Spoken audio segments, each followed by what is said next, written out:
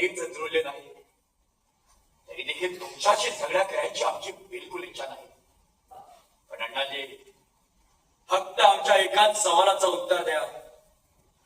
दौलतीचा कोणता निवाडा आबासाहेबांनी केला होता?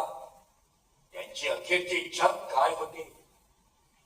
निर्वानिराव करण्यापूर्वी महाराजांची शुद्ध गेली तर दौलतीचा मनसुबा कोण पुसणार? हा झाला तर आम्ही देखील हेच सांगत होतो. म्हणजे रामराजांना गादीवर बसवायची कारभारी केवळ आपली होती असावी समजायचं का? म्हणजे त्याची अशी गोष्ट झाली समोर.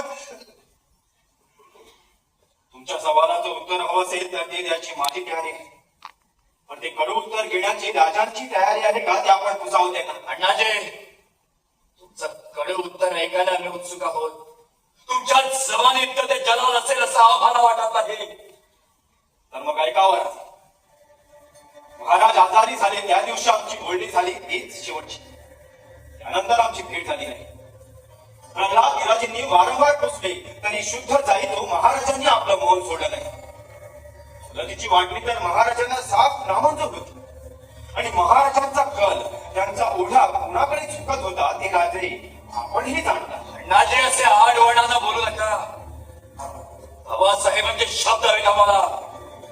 ठीक आहे, तेही सांगतो. पंतांना आणि आम्हाला महाराज म्हणाले, फक्त विचार न सुचेल ते करा, पण राज्य निर्णायकी होणार नाही याची काळजी घ्या. म्हणून आपण हा पुख्त विचार केला अण्णाजी.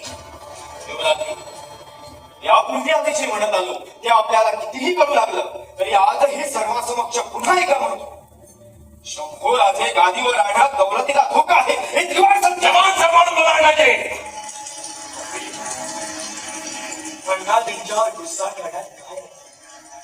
आबासाहेबांनी निर्णय प्रधान मंडळावर सोपवला. प्रधान मंडळाने आपल्यामध्ये योग्य तो सिलसिला केला. मामला साफ आहे. या गफलतीला कुठेच जागा नाही. थांबा थांबा, आमची खात्री पटत नाही. अण्णाजी, आपण म्हणता हे सगळं खरं कशावरून? अण्णाजी कडून बोलतात युवराजने, पण खोटं कधी बोलत नाही. पंत त्या समयी हजर होते. शिवाय पंतांना तुमच्या बाजूने साक्ष देण्याखेरीज गत्यंतरच नाही अण्णाजी.